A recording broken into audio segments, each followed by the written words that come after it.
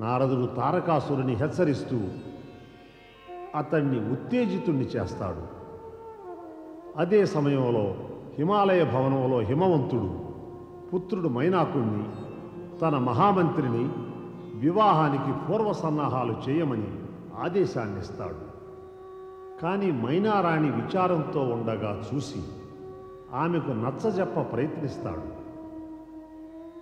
నారదుడు స్వర్గలోకానికి వెళ్ళి మార్గశిర మాస శుక్ల త్రయోదశి నాడు శివపార్వతుల వివాహపు సమాచారాన్ని ఆహ్వానాన్ని ఇవ్వగానే ఇంద్రుడు దేవతలు ఆనందంతో పొంగిపోతారు.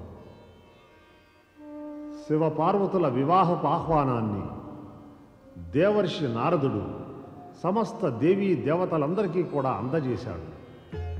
ప్రసన్న హృదయాలతో గంగా యమునా నదీమ తల్లులు హిమాలయ భవనంలో ప్రవేశిస్తారు.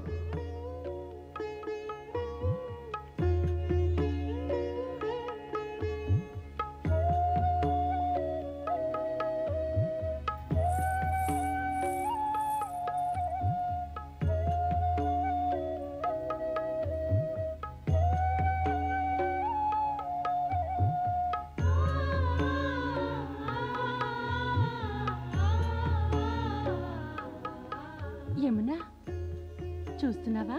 చూడు, అటు చూడు. ఏమిటి? కృష్ణ కృష్ణ వారు గంగా యమునలే కదా? అవునే గోదావరి. ఒకరిది పతిత పావన గంగా, మరొకరిది సూర్యపుత్రి యముని సోదరి యమున. ఎదురుగుండా చూడు, వాళ్ళు కృష్ణ గోదావరిలే కదా? అవును, వాళ్ళే. వాళ్ళిద్దరు కూడా మనల్ని గురించే మాట్లాడుకుంటున్నట్టున్నారు. వీళ్ళిద్దరూ మనలాగే పార్వతిని సింగారిద్దామని వచ్చినట్టున్నారు. అవును, పద. స్వాగతం మీకు గోదావరి, కృష్ణ. మీరిద్దరు కూడా పార్వతిని సింగారిద్దామనే కదా వచ్చారు? రండి, పార్వతిని సింగారిద్దాము. నేడు పార్వతి రూపమే అపూర్వంగా ఉంటుంది. చూసి మనందరికీ కన్నుల పండుగ కాగలదు. రండి, వెళదాం. పదండి.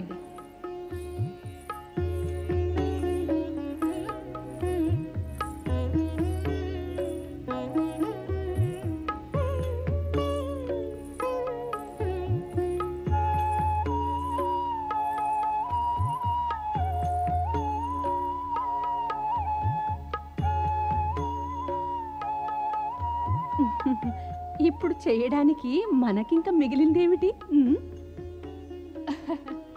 చేసే సింగారం అంతా అప్సరసలే చేశారు. అలాంటి సింగారం అప్సరసలు చేశారంటే ఆమె రూపం శబ్దాతీతం వర్ణనాతీతమే కదా. బ్రహ్మదేవుని శ్రీ మహావిష్ణువును కూడా అర్థించాల్సిందే. వారు శివునికి ఇరువైపులా నిలబడాలి. పార్వతి ఈ రూపాన్ని చూసి వారి కళ్ళు తిరిగిపోతాయి.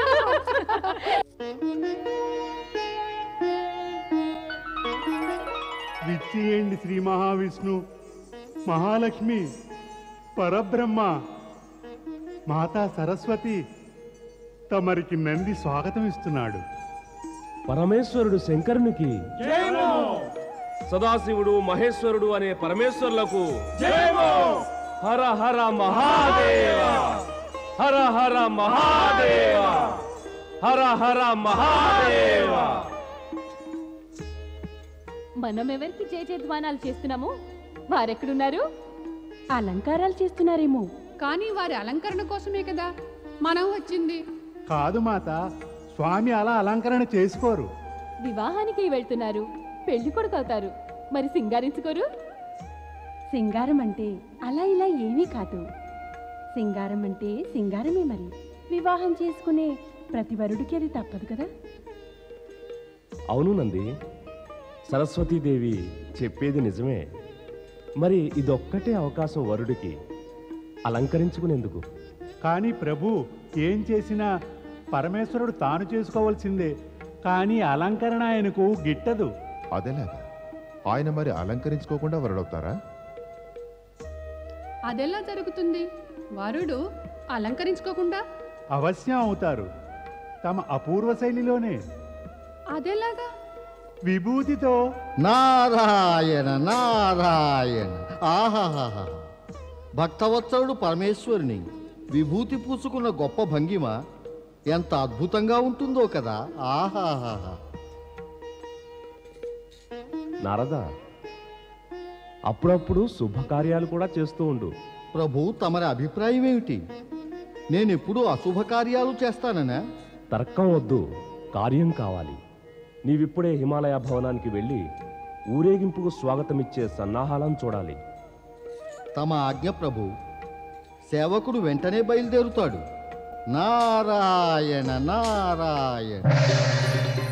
తొందరగా చేయాలి పనులన్నీ. ఎలాగో ఏమిటో తొందరగా కానివ్వాలి. ఆ తోరణాలు అవన్నీ సరిగ్గా కట్టించండి. అక్కడ ఆసనాలు ఉన్నాయి చూసారా, అవి కూడా సరిగ్గా ఏర్పాటు చేయండి. నారాయణ నారాయణ. ప్రణామం. దేవర్షి ప్రణామం. చెప్పండి దేవర్షి, మండపం చూశారుగా, ఎలా ఉంది? మహారాణి, తమరు ముల్లోకాల్లోనూ దుర్లభుడైన సుందరేశ్వరుని దర్శిస్తే నేను తమను అడిగేవాణ్ణి తమకు వరుడు ఎలా నచ్చాడని. తమరి సుందర మండపంలో అతి సుందరుడైన వరుడు సుందర వధువుతో పాటు ప్రవేశిస్తే జగతిలోని సౌందర్యమంతా కూడా అక్కడే వెలసి నిలిచిపోతుంది. తమరైతే సౌందర్యాన్ని తిలకిస్తారు, కానీ నేనిక్కడ చెయ్యవలసిన పని మాట ఏమిటి? నారాయణ నారాయణ. దేవర్షి, తమ రాక కారణం? హిమవంత, నేనిక్కడికి ఆ శ్రీ మహావిష్ణువు ఆజ్ఞానుసారం ఊరేగింపుకు స్వాగత సన్నాహాలను చూసేందుకు వచ్చాను. నా సంబంధం ఇరుపక్షాలతోనూ ఉంది. వరుని పక్షం వధువు పక్షం నన్ను తమవారే అనుకుంటారు. మీరు అందరి వారు కదా. దేవర్షి, ఊరేగింపు ఎదుర్కోలకు సర్వోత్తమమైన ఏర్పాట్లు జరిగాయి. అతిథుల సదుపాయాలకై అన్ని విధాల ఏర్పాట్లు చేయించాం. మన అతిథులకు ఏమాత్రమూ కష్టం కలగదు.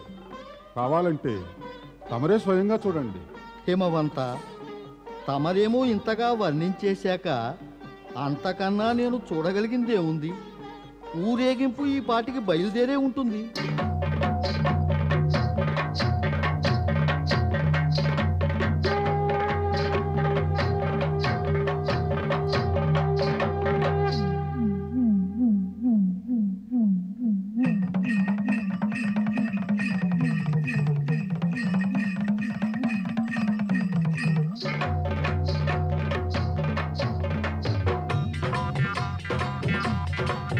బడి బడి కదలను బసవన్న సవారి పార్వతి మను బాడగ శివుడు.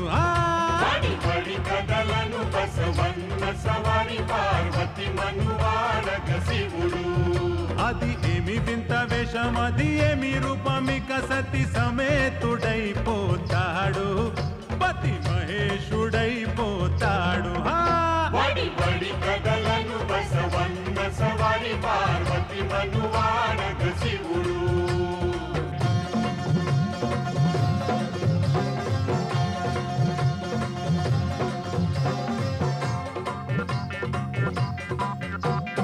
ఇంద్రుడు విష్ణువు సంతసించగా నారద మహర్షి గొంతు విప్పగా.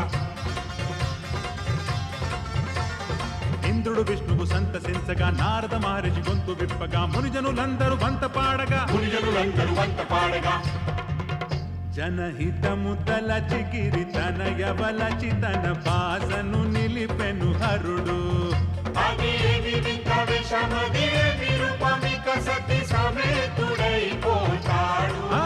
పతి మహేశుడైపోతాడు.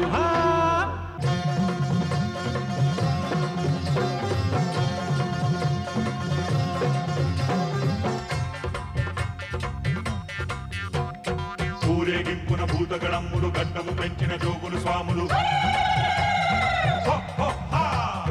ఊరేగింపున భూతగణమ్ములు గడ్డము పెంచిన జోగులు స్వాములు. ఒడలికి బూడిద మెడలో పాములు. దుష్ట శిక్షణకు గాను శిష్ట రక్షణకు గాను ఇలా పాపములను క్షతి చేయ.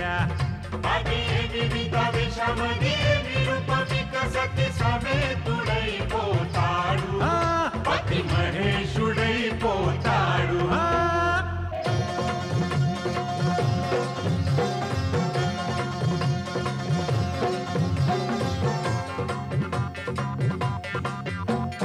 సమతగణాదులు ఆడగ పాడగ గంటలు గజ్జలు కళ్ళని కదలగా గణాదులు ఆడగ పాడగ గంటలు గజ్జలు కళ్ళని కదలగ టప్పులు డమరులు జమ్మని బ్రోయగా కని విని ఎరుగని కడు వేడుకలను కను నారక చూతము నేడు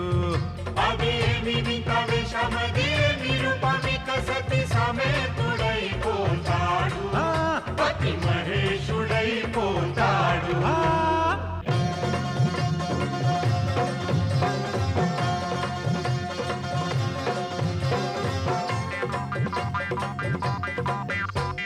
మంగళగీతము బ్రహ్మ పాడగా నింగిని వెల్పులు పూలు రాల్చగా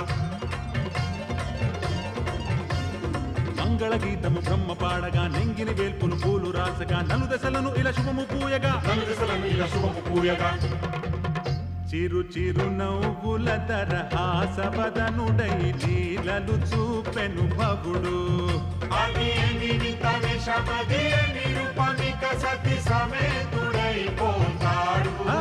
పతి మహేశుడైపోతాడు.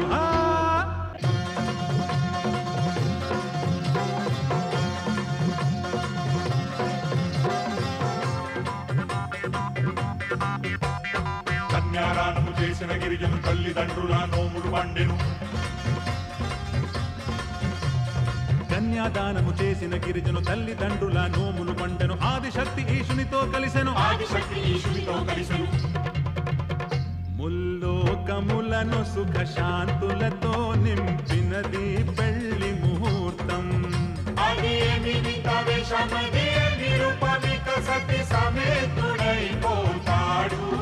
పతి మహేశుడైపోతాడు.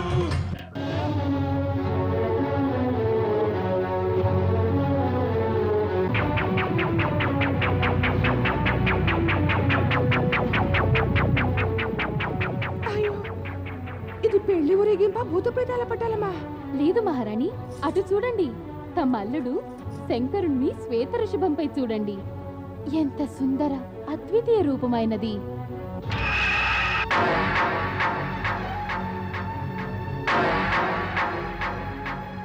అయ్యో, ఎక్కడున్నాడు పెళ్లి కొడుకు? ఎవ్వరూ అందంగా లేరే. అందరూ కురూపులుగానే ఉన్నారు. అందరూ అనాకారులే. భూతాలు భూతాలు భూతాలు ఈశుడు వరుడై వెలసిన అందం ముని సంసారిగా మారిన చందం. ఈశుడు వరుడై వెలసిన అందం ముని సంసారిగా మారిన దంతం. వింతగా చూచుతున్నది లోకం. మరుభూములలో జడ్డధారిగనే నివసించిన ఋషి ఈ వరుడు.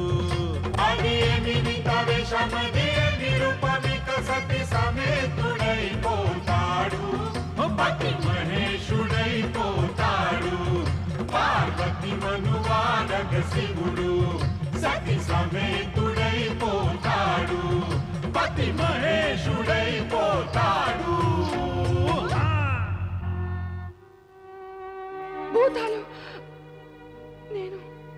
నేను ఆ భూతనాథునికి నా కూతుర్నివ్వను. ఆ బైరాకి నా కూతుర్నివ్వను. ఆ భూతనాథుడికి నా కూతుర్నివ్వను. ఏమైంది మహారాణి? ఏమైందమ్మా? మోసం చేశారు, కపటం జరిగింది. దేవతలు ఋషులు మునులు కలిసి నన్ను మోసం చేశారు, మోసగించారు.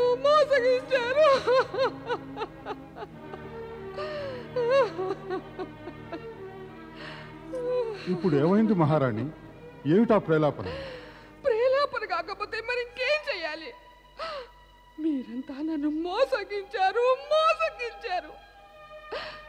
నాకు శివుని సుందర రూపము, సుందర వర్ణన చూపించి ఒప్పించారు. కానీ నేను చూడబోతే అతడిది భయానక రూపం. లేదు, నేను పువ్వు లాంటి నా తల్లిని భూతనాథునికి ఇవ్వను. నేను నా తల్లిని ఆ భూతనాథునికి ఇవ్వను. మహారాణి, ఈ శుభగడియల్లో ఇలాంటి తగని మాటలు ఎందుకు మాట్లాడతావు? అంత అశుభమే. నేను ఆ భయంకర భూతనాథునికి నా కూతుర్ని ఇవ్వను ఇవ్వను ఇవ్వను. నారాయణ నారాయణ. చింతకు కారణమేమీ లేదు మహారాణి మేనాదేవి. శాంతించండి, తమరు శాంతించండి. వైకుంఠనాథ, నా మనసులో నా జీవితంలోనే అశాంతి జన్మించింది. నేను ఎలా శాంతించగలను? మైనారాణి. నారాయణ నారాయణ. మైనారాణి, శుభ సమయంలో అశాంతిని గురించిన చర్చ తమకు శోభస్కరం కాదు. ఇందుకు కారణం నేను కాదు దేవర్షి, నాలో కలిగించిన విశ్వాసమే ఇప్పుడు అబద్ధమైపోయింది. మహారాణి, ఇందులో అబద్ధమేదీ లేదు. అయితే నిజమేమిటి? ఇప్పుడే నేను శివుని రూపం చూసేనే, అది మరి నిజమా? అదే కనుక నిజమైతే నాకది అక్కర్లేదు. నాకు చెప్పిందేమంటే అతడు ముల్లోకాలకు అతీతుడని. మోసగించారు నన్ను మీరందరూ. నిన్ను మోసగించటం వల్ల ఎవరికి లాభం మేనారాణి? పార్వతి, నీవిక్కడికి ఎందుకు వచ్చావు? రాకుండా ఎలా ఉండగలను? నీవింత అరుస్తూ మాట్లాడకపోతే నేనెందుకు వస్తాను? నాకు అరిచి మాట్లాడాలని కోరిక ఏమీ లేదు పార్వతి, కానీ నేను కళ్ళారా చూస్తూ నిన్ను అంధకారంలోకి తోయలేను. నీ కళ్ళు చూసిందంతా అంధకారం కాదు, భ్రమ మాత్రమే. ఒక్కసారి బయటికెళ్ళి చూసినట్టయితే భ్రమ తొలగిపోతుంది. మరి ఈ భ్రమ నాకే కలుగుతుంది, నీకు ఇతరులకు ఈ భ్రమ కలగదే. పార్వతికి ఇతరులకు ఎవరికీ కూడా శంకలు ఏమీ లేవు దేవి. నీకు మాత్రం ఎప్పుడూ శంకలు తప్ప మరి ఏవీ కలగవు. మహారాణి, నీ పుత్రిక పార్వతి మాట విను. ఆ పరమేశ్వరుని శంకారహిత దృష్టితో చూడు.